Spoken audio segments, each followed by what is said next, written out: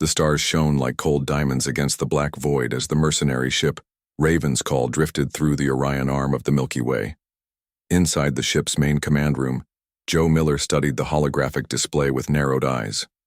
His weathered face reflected the blue glow of the contract details floating before him. 5 million credits for each human captured alive. Joe read aloud, his voice rough from years of breathing recycled ship air. Double if we recover the stolen tech. Krex, his second-in-command, moved closer to the display. The Draconian stood nearly 7 feet tall, his scaled skin shifting colors slightly as he entered the light. His amber eyes showed interest at the mention of the reward. That's more than our last 5 contracts combined, Krex said, his voice a low rumble. What did these humans do to earn such a bounty?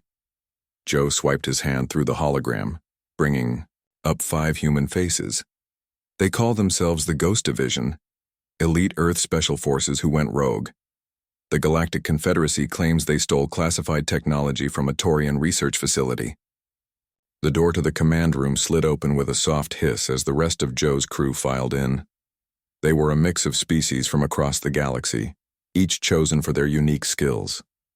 Vaznik, the 4-armed Telsian with unmatched piloting abilities.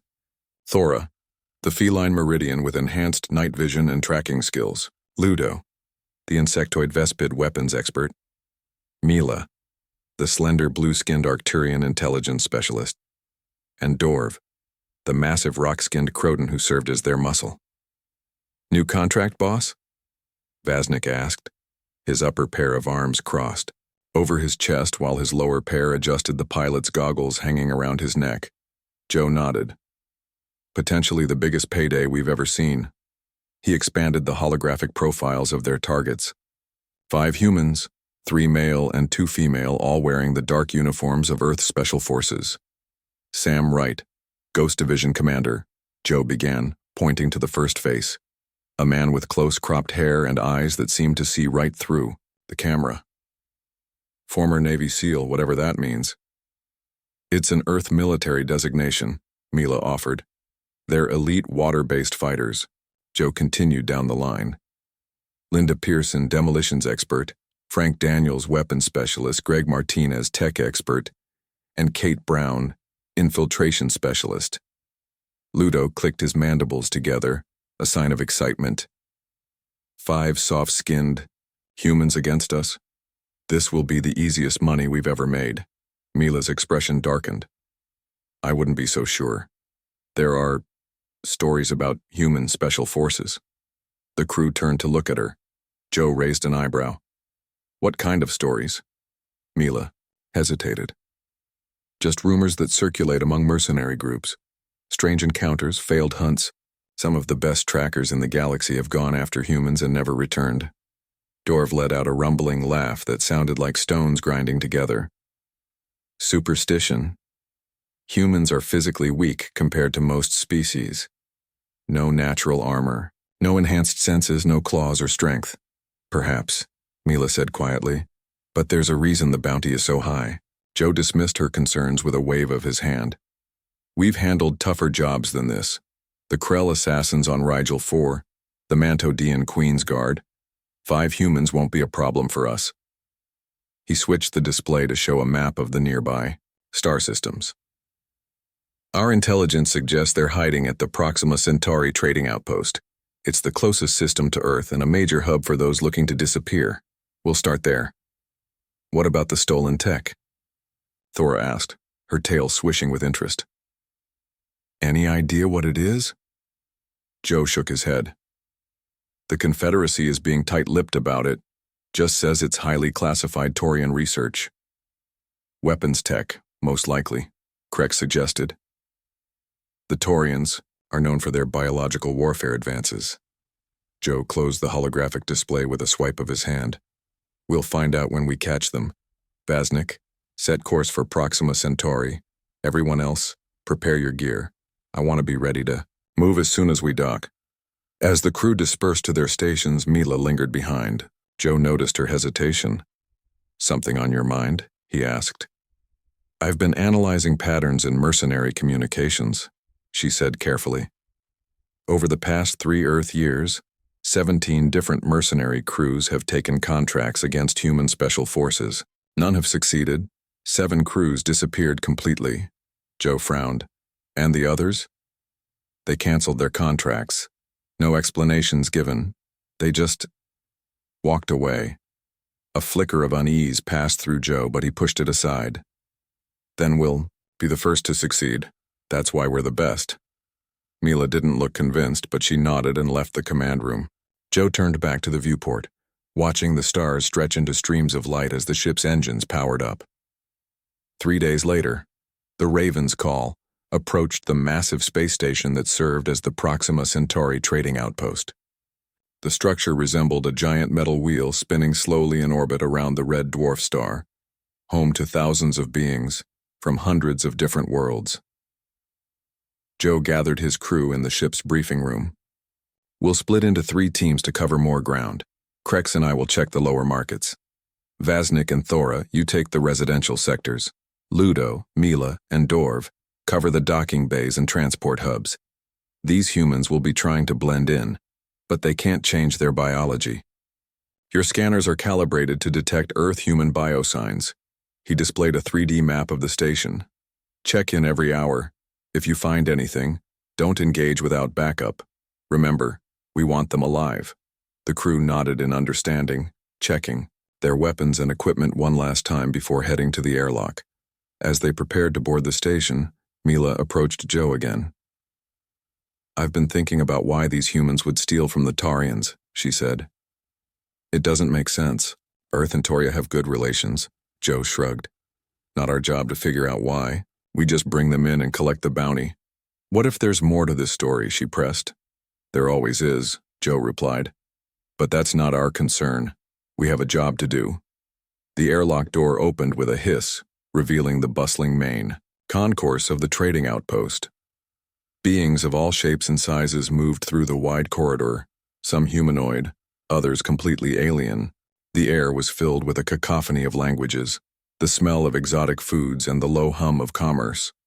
Joe tapped the communicator on his wrist. Remember, these humans are trained killers. Stay alert. Let's move. As his crew dispersed into the crowd, Joe failed to notice the human woman sitting at a cafe across the concourse. Kate Brown sipped her drink calmly, watching the mercenaries through dark glasses that concealed her eyes. She touched a small device in her ear. They're here, she said quietly. Just as we expected. 5 different species, well-armed, professional. Sam, Wright's voice came through her earpiece. Good. Let them come. Everything is ready. Kate smiled slightly as she watched Joe and Krex disappear into the crowd. The hunters had no idea they were already being hunted. The trap was set. The game had begun. The lower markets of Proxima Centauri Station buzzed with activity. Vendors called out to passing customers, exotic smells filled the air, and beings from across the galaxy haggled over prices. Joe and Krex moved through the crowd, their eyes constantly scanning for human biosigns on their wrist devices. Nothing yet, Krex growled, his scaled skin shifting to a darker shade of blue in the dimly lit market. These humans are good at hiding. Joe nodded, approaching a stall run by a 6-armed Zolarian selling weapons parts. The merchant eyed them warily as they approached. Information, Joe said quietly, sliding a credit chip across the counter.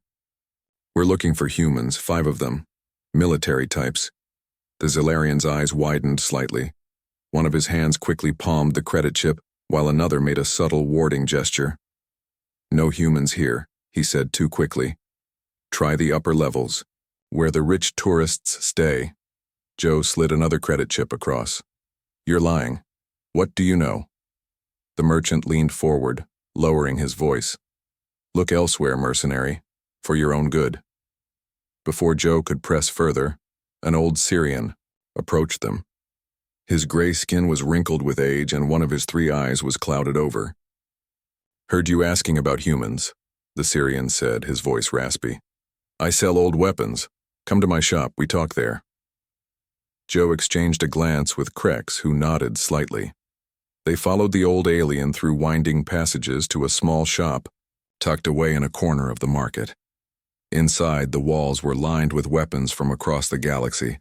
The Syrian closed the door behind them and activated a privacy field. "You hunt Ghost Division, yes?" "I can tell. That look in your eyes." "Hungry. For a big bounty. You know something?" Joe asked. "I know you should walk away." The Syrian took a deep breath. 2 cycles ago, Zentari Kill Squad went after lone human operative on Enceladus. 12 elite hunters against 1 human. None returned. Krex laughed. "Zentari are overrated, and we're hunting 5 humans, not chasing 1. 5-1 makes no difference," the Syrian insisted. "Humans don't fight like other species. They don't follow rules of engagement. They are—" He searched for the word, "unpredictable." Joe's communicator buzzed. It was Vaznik. "Boss, we've got something in the maintenance sector. A human biosign." Joe's pulse quickened. "On our way, don't engage until we get there." "Wouldn't dream of it," Vaznik replied. Joe turned back to the Syrian, but the old alien just shook his head. "Your funeral, mercenary." Across the station, Vaznik and Thora moved cautiously through the dimly lit maintenance corridors. Their scanners showed a single human biosign in an abandoned storage room ahead. "Just one of them," Vaznik whispered, his 4 hands checking his weapons. "Should we wait for the others?" Thora's cat-like eyes narrowed. Joe said, "Don't engage. We can at least get visual confirmation." Her claws extended slightly with anticipation. They approached the door to the storage room, weapons ready. Vaznik took position on one side, Thora on the other. With a nod, Vaznik tapped the control panel. The door slid open. The room was empty, except for some old crates and a small device sitting in the center of the floor. The biosign was coming from the device. "It's a decoy," Thora hissed, her fur standing on end. "We need to—" The lights went out, plunging the corridor into total darkness. Emergency sirens wailed distantly. Thora could see in the dark better than most species, but even she could only make out shapes. "Vaznik?" she called, her voice tight. "Where are you?" No answer. The emergency lights flickered on 30 seconds later, bathing the corridor in dim red light. Thora was alone. Vaznik had vanished without a sound. On the floor where Vaznik had been standing was a small piece of paper with writing. In Galactic Standard, 4 left. Walk away. Across the station, a similar scene played out. Ludo, Mila, and Dorv were investigating the docking bays when the power briefly failed. When it returned, Dorv, who weighed over 400 pounds and stood 8 feet tall, was simply gone. In his place, the same message, 3 left, walk away. By the time Joe and Krex arrived at the maintenance sector, Thora was frantically searching the area, her scanner useless against whatever technology the humans were using. "They took Vaznik," she reported, her voice shaking. No sound, no struggle. He was just gone. Joe's communicator buzzed again. It was Mila, her voice tight with fear. "Joe, they took Dorv. We need to regroup now." A cold feeling settled in Joe's stomach. 2 of his crew, including Dorv, the strongest among them, taken without a fight. This wasn't how the hunt was supposed to go. "Back to the ship," Joe ordered. "Everyone now." As they hurried through the station, the crowd seemed to part before them, aliens of all species giving them a wide berth. Word had spread that they were hunting humans and no one wanted to be near them. Once safely back aboard the Raven's Call, Joe gathered his remaining crew in the command room. Thora paced nervously, her tail lashing back and forth. Mila sat, still, her blue skin pale with worry. Ludo checked and rechecked his weapons, his mandibles clicking anxiously. Krex stood by the viewport, watching the station outside. "What happened out there?" Joe demanded. "The humans knew we were coming," Mila said quietly. "They were prepared." Ludo's mandibles clicked faster.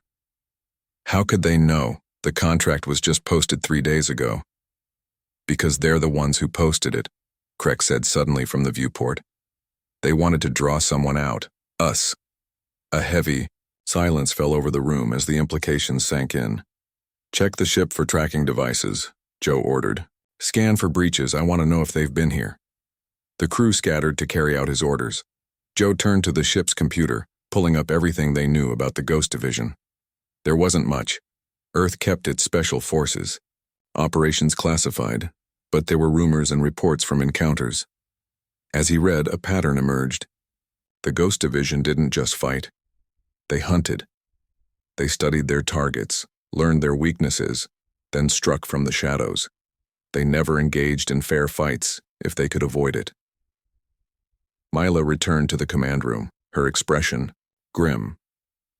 Joe, all the ship's tracking implants for Vaznik and Dorv are active. They're showing up in the same location, an abandoned mining facility on Proxima b. The planet below the station was a rocky, inhospitable world with thin atmosphere and extreme temperature swings between day and night, the perfect place to hide. It's a trap, Craig said, stating the obvious. Of course it is, Joe replied, checking his weapons. But what choice do we have? On the main screen, a message flashed in from their ship's sensors. A transmission from the planet's surface directed specifically at their ship. Joe opened it. A human face appeared on the screen. Sam Wright, the Ghost Division commander. His expression was calm, professional. Captain Miller of the Raven's call. You have colleagues of mine. I have colleagues of yours. Let's arrange an exchange. Come to the coordinates I'm sending. Come armed if you wish, it won't matter, you have 1 hour. The transmission ended. Joe looked at his remaining crew members, seeing the fear and determination in their eyes. They were some of the best hunters in the galaxy, but now they were the ones being hunted. Prepare the landing craft, he said grimly. We're going down there. As they prepared to descend to Proxima b, none of them noticed the small drone outside, their viewport watching their every move. In a hidden location on the planet below, Kate Brown monitored the feed, a slight smile on her face. They're coming, she reported to Sam Wright, who stood studying a holographic map of the mining facility. Good, Sam replied without looking up. Everything's ready, let's show them why mercenaries don't hunt humans. The small landing craft cut through Proxima b's thin atmosphere, descending toward the coordinates Sam Wright had sent. Joe sat in the pilot's seat, hands tight on the controls as the rocky landscape grew closer. Behind him, Krex, Thora, Mila, and Ludo checked their weapons one last time. Remember, they've had time to prepare, Joe warned. Stay alert, stay together. The craft landed with a soft thud on a flat area near the entrance to the abandoned mining facility. Outside, the red light of Proxima Centauri cast long shadows across the barren landscape. The temperature gauge read -40 degrees. Suits on, Joe ordered. Full environmental protection.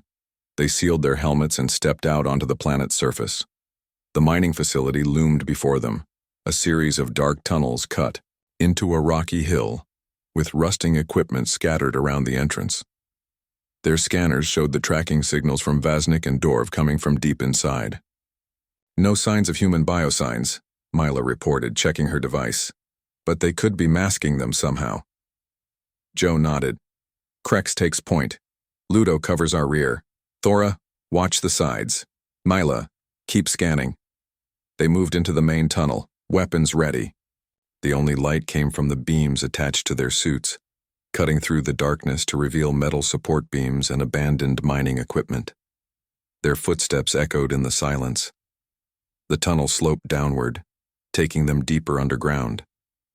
After about 500 meters, it opened into a large chamber with several smaller tunnels branching off in different directions. Which way? Thora asked, her tail twitching nervously inside her environmental suit. Mila checked her scanner. The signals are coming from that direction. She pointed to the largest tunnel on the far side of the chamber. Joe motioned them forward. As they crossed the chamber, Ludo suddenly stopped. Wait, the insectoid mercenary clicked, his mandibles vibrating against his helmet. Something isn't right. What is it? Joe asked. The air composition in here, Ludo said. It's Earth normal, oxygen, nitrogen, in an abandoned facility on an uninhabitable planet. Joe's eyes narrowed. They've pressurized the facility. Why? Would they do that? Thora asked. They need suits to survive outside just like we do. So they can move faster inside, Krex growled. without the bulk of environmental suits, Joe thought for a moment. Keep your suits on. We don't know what else they might have done to the air. They continued down the tunnel, which widened as they went deeper. The walls changed from rough-hewn rock to reinforced metal panels.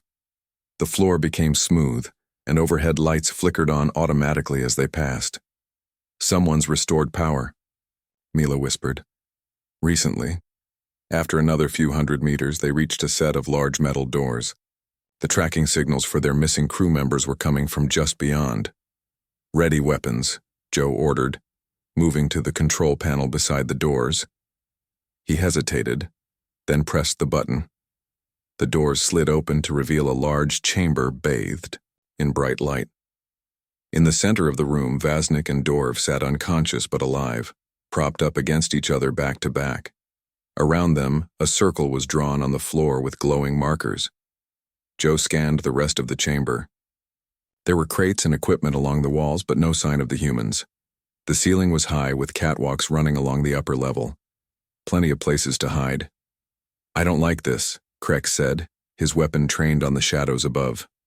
Neither do I, Joe replied, but we need to get them out. He took a step toward his fallen crew members. As his foot crossed the glowing circle on the floor, a voice echoed through the chamber. Captain Miller of the Raven's Call. Contract record, 27. Successful bounties, specializing in high-risk targets. Joe froze. It was Sam Wright's voice, but he couldn't see the human anywhere. How do you know who I am? Joe demanded, scanning the room. We've been tracking you since you accepted the contract. Another voice, female this time, said from somewhere else in the darkness. Linda Pearson, the demolitions expert. We know everything about you and your crew. A third voice added, Frank Daniels, the weapons specialist. Joe spun around, trying to locate the sources of the voices. They seemed to be coming from all directions. Show yourselves, Krex roared, his weapon moving from shadow to shadow. We're already here, said a fourth voice, Greg Martinez, the tech expert. We have been the whole time. Suddenly, the air in the chamber shimmered. 5 human figures appeared as if out of nowhere, surrounding the mercenaries. They wore slim, dark uniforms with no helmets, breathing the air of the facility easily. Each held a weapon pointed at the mercenaries. Stealth technology, Mila breathed. Beyond anything I've seen before. Sam Wright stepped forward, his weapon trained on Joe. Lower your weapons. Slowly. The mercenaries hesitated. They were outnumbered, outpositioned, and outmaneuvered. Do it, Joe ordered his crew. Reluctantly, they placed their weapons on the ground. Smart decision, Sam said. Now remove your helmets, the air is safe. Again, Joe nodded to his crew. They unsealed their helmets, ready to hold their breath if needed. But the air was indeed breathable, cool, and slightly metallic. Why did you bring us here? Joe asked. Why not just kill us on the station? Kate Brown, the infiltration specialist, stepped into view from behind a crate. Because we need to talk. About what? Joe demanded. Sam Wright lowered his weapon slightly. About the truth. About why we're running, and why the Confederacy wants us dead. Frank Daniels moved to a control panel on the wall. A holographic display flickered to life in the center of the room, showing images of a Taurian research facility. We didn't steal classified technology, Frank explained. We discovered something the Taurians were developing in secret. Something that violated every treaty between Earth and the Confederacy. The hologram changed to show laboratory scenes, test chambers, biological samples, data readouts. A bioweapon, Sam continued, designed specifically to target Earth's ecosystem. Plants, animals, humans, all wiped out within weeks of exposure, and completely harmless to every other Confederacy species. Joe looked at the display, then back at Sam. Why would the Taurians develop something like that? Resources, Linda Pearson said, stepping closer. Earth is resource-rich but protected by Confederacy treaties. If humans were gone, but the planet remained habitable for other species. The perfect crime, Mila whispered, understanding dawning on her face. We destroyed their research, Sam said. All of it. Then we ran, knowing the Confederacy would never admit what the Taurians were doing. They branded us thieves and put bounties on our heads. Joe studied Sam's face, looking for signs of deception. How do I know you're telling the truth? Sam nodded to Greg, who tapped on a portable device.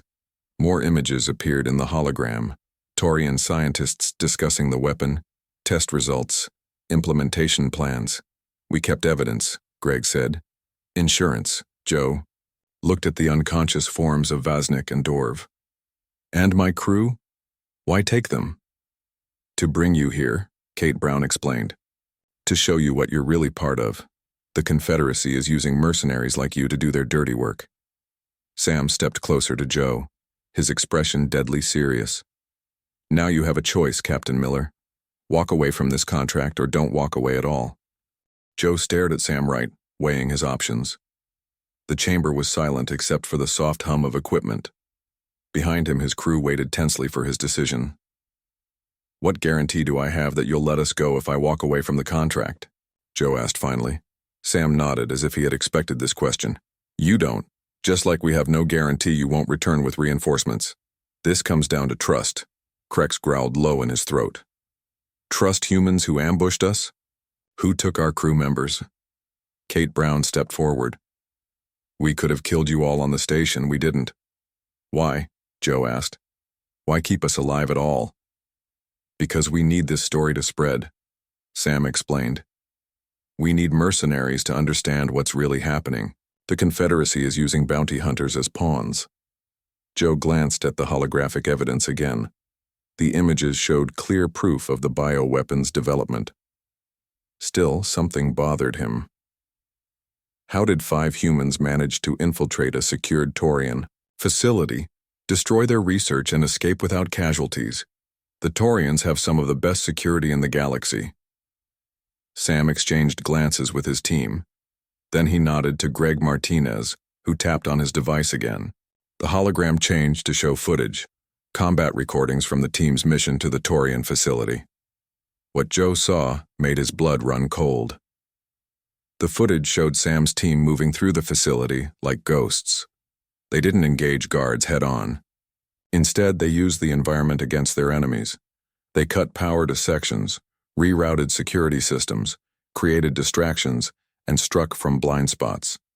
In one sequence, Linda Pearson used the facility's own ventilation system to distribute a harmless but disorienting gas, causing guards to fire on each other in confusion. In another, Frank Daniels rigged the emergency systems to trigger false alarms across the facility, splitting the security forces. Most impressive was how they moved. The humans seemed to think several steps ahead, anticipating patrol patterns and security responses before they happened. Human special forces don't train like other species, Kate explained, watching Joe's reaction to the footage. We don't rely on natural advantages or overwhelming firepower. We train to exploit weaknesses, Frank added, to adapt to any situation. Sam stepped closer. Most species evolve specialized traits, strength, speed, heightened senses. Humans evolved for endurance and problem-solving. We're not the strongest or fastest, but we're the most adaptable. The hologram changed again, showing footage of previous mercenary teams that had hunted human operatives. Joe recognized some of them, elite hunters who had disappeared over the past few years. The footage showed them being outmaneuvered, outsmarted, and defeated by human soldiers using minimal technology and maximum ingenuity. Humans were prey animals once, Linda said quietly. We remember what it's like to be hunted, so we became better hunters. Joe began to understand the rumors about human special forces. These weren't just soldiers, they were predators who had turned the tables on their hunters. The Zentari kill squad, Joe murmured, remembering the Syrian arms dealer's warning. Greg nodded. One of our colleagues. He led them into a mining tunnel, collapsed it behind them, and flooded it with seawater. No shots fired. Mila stepped forward, her blue skin pale in the chamber's light. But how did you know about our contract? How did you prepare for us specifically? Sam smiled slightly. We didn't just run after destroying the bioweapon. We planted our own agents in the Confederacy. We've been monitoring all contracts placed on us. And studying the teams that accept those contracts, Kate added. We know your ship's capabilities, your preferred tactics, even your individual combat histories. Like I said, Sam continued, we've been tracking you since you accepted the contract. But you're different from the others. You have a reputation for fairness, for walking away from contracts that target innocents. Joe's mind was racing. If what they were saying was true, the Confederacy had put a bounty on these humans to cover up an illegal bioweapon program. But if he walked away from this contract, his reputation would suffer. No one would hire a mercenary who abandoned contracts. As if reading his thoughts, Sam gestured to the hologram again. It now showed detailed files on the bioweapon program, including authorization codes and communication logs. We're willing to give you a copy of everything we have, Sam said. Enough evidence to clear our names and expose what the Tarians were doing. You take it back, share it with the right people, and you'll be rewarded better than any bounty. Who? Joe asked skeptically. Earth government, for one, Greg replied. They've been looking for proof of Confederacy violations for years. This would give them leverage in the next treaty negotiations. Joe looked at his crew. Krex seemed doubtful, his scaled skin darkening with suspicion. Thora looked curious, her tail twitching with interest. Ludo remained silent, his insectoid features unreadable. Mila nodded slightly, encouraging him to consider the offer. And if I decline? Joe asked, turning back to Sam. Then we can't let you leave, Sam said simply. Too much at stake. Joe believed him. These humans had proven they could take down his entire crew without firing a shot. They were giving him a choice only because they wanted their story to spread. Wake my crew members, Joe said finally. Let me talk to them, then I'll decide. Sam nodded to Linda, who moved to Vaznik and Dorv. She injected them with something that quickly brought them back to consciousness. The four-armed pilot and the massive rock-skinned warrior looked around in confusion before spotting Joe. Captain, Vaznik said, his voice groggy. What happened? You were outmaneuvered, Joe told them. We all were. As Vaznik and Dorv got to their feet, Joe explained everything the humans had told him, showing them the evidence of the bioweapon program. What do you think? He asked his crew when he finished. Dorv rumbled deep in his chest. I've fought many enemies. None have taken me without a struggle. These humans, they are different. The evidence looks real, Mila added, and it would explain why the Confederacy is so desperate to capture them alive. They want to know what proof the humans have. Vaznik flexed all four arms. I say we take their offer. This contract smelled wrong from the start. Even Krex reluctantly nodded. Better to walk away than not walk at all. Joe turned back to Sam, who had been waiting patiently with his team. We'll take your evidence, Joe said, and we'll withdraw from the contract. Sam nodded, relief visible on his face. Smart choice. Kate stepped forward, holding a data crystal. Everything we have is on this. Names, dates, authorization codes. Enough to verify it's genuine. Joe took the crystal, examining it before tucking it securely into a pocket. Why trust us with this? How do you know we won't just hand it over to the Confederacy? Sam smiled slightly. Because I've studied you, Joe Miller. 27 bounties, and you've never once betrayed a trust. Even when it would have been profitable.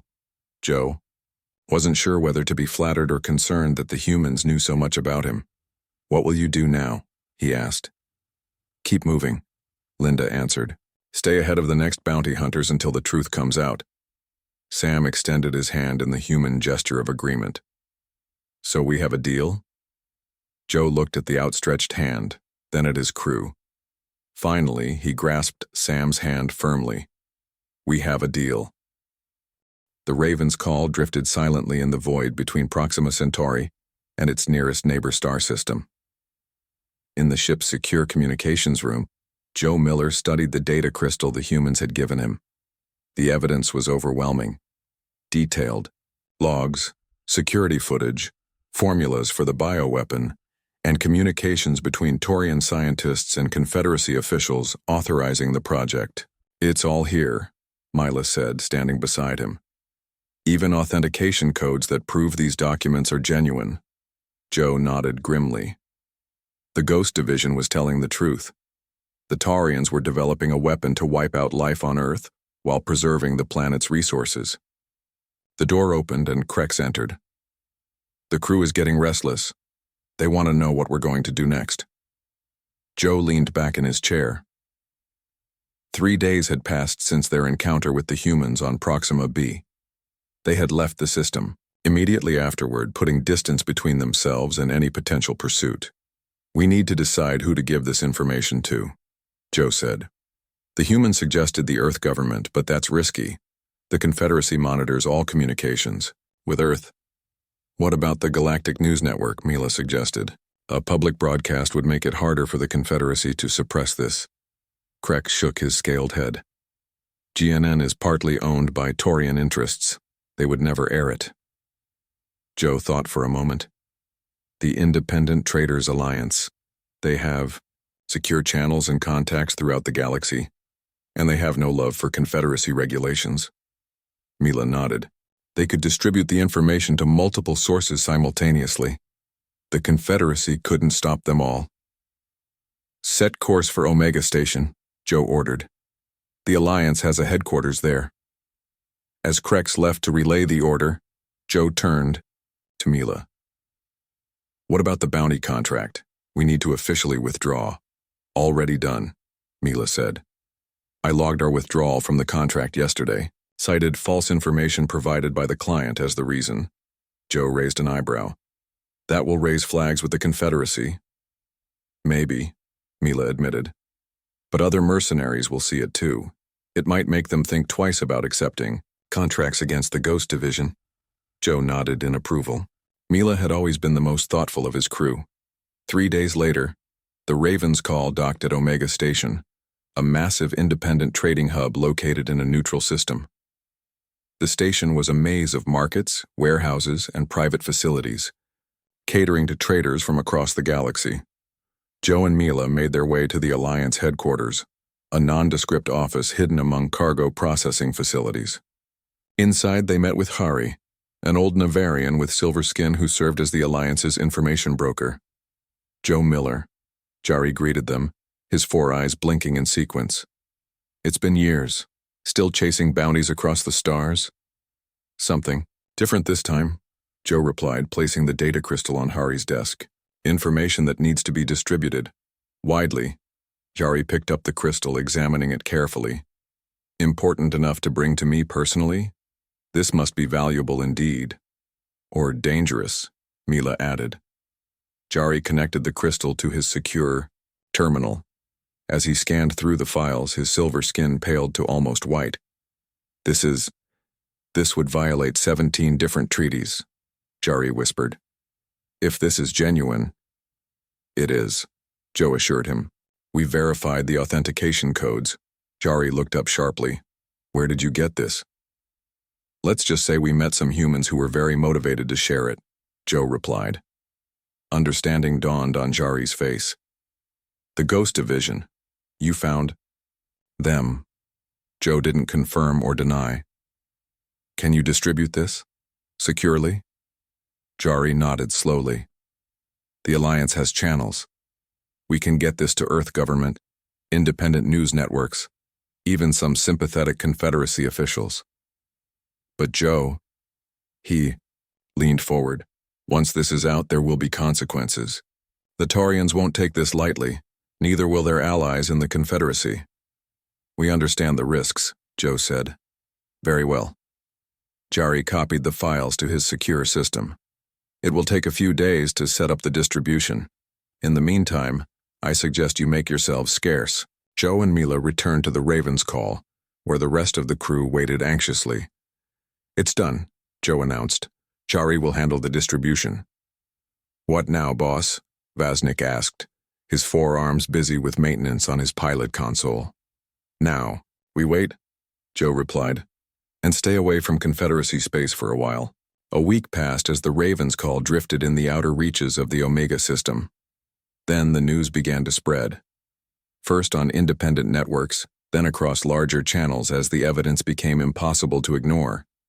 The Taurian government denied everything, but the authentication codes proved the documents were genuine. The Earth government responded with outrage, threatening to withdraw from the Confederacy entirely. Other species began questioning what other secret projects the Confederacy might be hiding. The entire galactic political landscape shifted in a matter of days. Joe watched the developments from the safety of his ship. Bounty contracts against the Ghost Division were quietly canceled. No official explanation was given, but every mercenary understood. The humans had been telling the truth. 2 weeks after their meeting with Jari, Joe received an encrypted message on a private channel. It contained just 2 words. "Thank you." The sender wasn't identified, but Joe knew it came from Sam Wright. That same day, Joe called his crew together in the ship's common area. "The Confederacy has put out contracts on us now," he informed them. "Nothing official, but our sources say they're looking for the ones who leaked the information." "Not surprising," Dorv rumbled. "We embarrassed them." "So what's the plan?" Thora asked, her tail twitching anxiously. Joe looked around at his crew, beings from different worlds, different species, who had become his family over years of working together. "We have options," he said. "We could lie low, maybe change the ship's registration, our identities, or, Krex prompted. "Or we could do something different," Joe continued. "Something meaningful.